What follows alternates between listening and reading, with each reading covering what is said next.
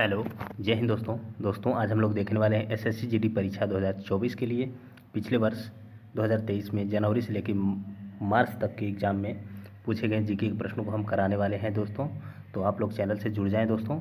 और सभी प्रश्नों को हमने ऑनलाइनर फॉर्म में लिए हैं और दोस्तों इनसे और भी कौन कौन से क्वेश्चन बन सकते हैं उन सभी प्रश्नों को ऐड किए हैं।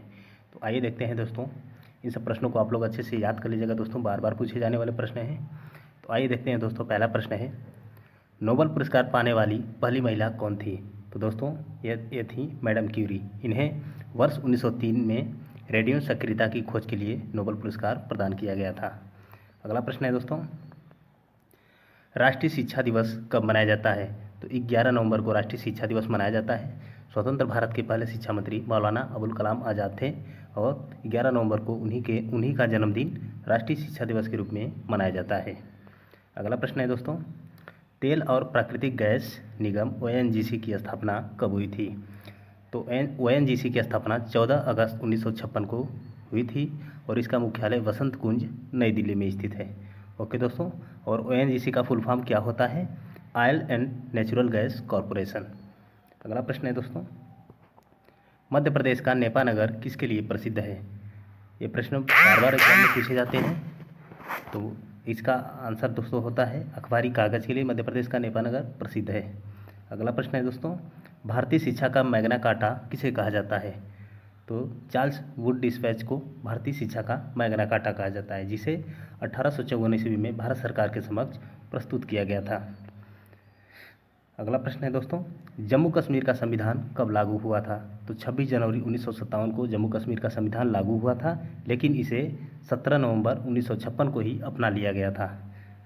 अगला प्रश्न है, पृथ्वी का एकमात्र उपग्रह कौन सा है। चंद्रमा। पृथ्वी का एकमात्र उपग्रह चंद्रमा होता है। अगला प्रश्न है दोस्तों, राज्य अपहरण नीति को किसने क्रियान्वित किया था।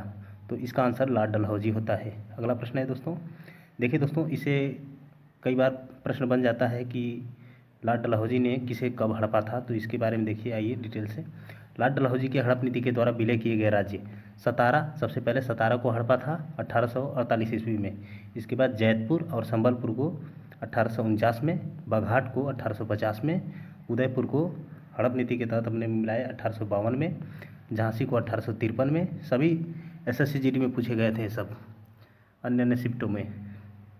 नागपुर को 1854 में, करौली 1855 में, अवध को 1856 में अपने हड़प नीति के तहत अपने राज्य में मिलाया था। और पूछता है कि कुशासन का आरोप लगाकर किस राज्य को डलहौजी ने अपने राज्य में मिलाया था। तो अवध को ही। अगला प्रश्न है दोस्तों, सुंडा जलडमरू मध्य किसके बीच स्थित है। तो जावा तथा सुमात्रा के बीच सुंडा जलडमरू मध्य स्थित है। अगला है, गांधी इरविन समझौता कब हुआ था। तो 5 मार्च 1931 को। अगला प्रश्न है, भारत में सर्वाधिक शुद्ध सोने के सिक्के किसने जारी किए। तो कुषाण वंश के शासकों ने। अगला प्रश्न है दोस्तों, पानीपत का प्रथम युद्ध कब और किसके बीच लड़ा गया था। तो वर्ष 1556 ईस्वी में पानीपत का प्रथम युद्ध हुआ था और किसके बीच हुआ था, अकबर और हेमू के बीच। और इस युद्ध में अकबर जो है विजय प्राप्त की। अगला प्रश्न है, जोग या गौरसोप्पा जलप्रपात किस नदी पर स्थित है। तो शरावती नदी पर स्थित है और कर्नाटक राज्य में स्थित है। अगला प्रश्न है दोस्तों, लोकसभा में किसी विधेयक को धन विधेयक के रूप में कौन प्रमाणित करता है। तो लोकसभा का अध्यक्ष प्रमाणित करता है। अगला प्रश्न है, लोधी वंश का अंतिम शासक कौन था। तो इब्राहिम लोधी था। आइए लोधी वंश के बारे में जानते हैं। लोधी वंश का कार्यकाल दोस्तों 1451 से 1526 ईस्वी तक चला। लोधी वंश का संस्थापक बहलोल लोधी था और बहलोल लोधी का कार्यकाल 1451 से 1489 ईस्वी तक रहा। इसके बाद सिकंदर लोधी हुआ, जिसका कार्यकाल 1489 से 1517 ईस्वी तक रहा। इसके बाद लास्ट इब्राहिम लोधी हुआ, जिसका कार्यकाल 1517 से 1526 तक रहा। और दोस्तों पानीपत के प्रथम युद्ध में इब्राहिम लोधी हार गया और बाबर जीत गया था, जो 1526 में हुआ था। इसके बाद बाबर ने मुगल वंश की स्थापना की। अगला प्रश्न है दोस्तों, कपास की खेती के लिए कौन सी मिट्टी सर्वाधिक उपयुक्त होती है। तो काली मिट्टी, जिसे हम लोग रेगुर मिट्टी के नाम से भी जानते हैं। और काली मिट्टी का सर्वाधिक विस्तार किस राज्य में है। तो महाराष्ट्र में। अगला प्रश्न है दोस्तों, कपास का सर्वाधिक उत्पादन करने वाला राज्य कौन सा है। तो गुजरात है।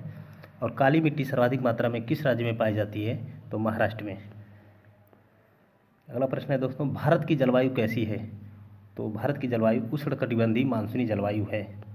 अगला प्रश्न है, भारतीय संविधान में मौलिक कर्तव्यों का प्रावधान कहाँ से लिया गया है?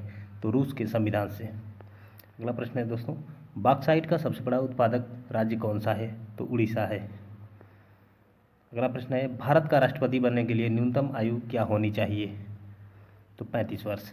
ओके दोस्तों, तो दोस्तों इसी प्रकार की वीडियो पाने के लिए चैनल को दोस्तों सब्सक्राइब करें। सभी दोस्तों एसएससी जीडी की एग्जाम में पूछे गए प्रश्न हैं और फिर पूछे जाने की पूरी संभावना है, तो इन सब प्रश्नों को आप लोग अच्छे से याद कर लीजिएगा। जय हिंद।